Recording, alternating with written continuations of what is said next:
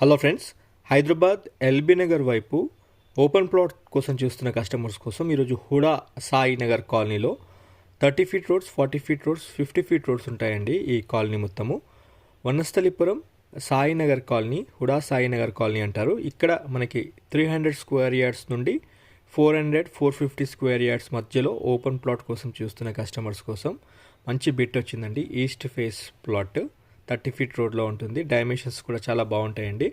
Property చూడాలనుకునే customers screen పైన ఉన్న నెంబర్కి కాల్ చేసుకొని ప్రాపర్టీ పొజిషన్ చూస్తానికి రండి.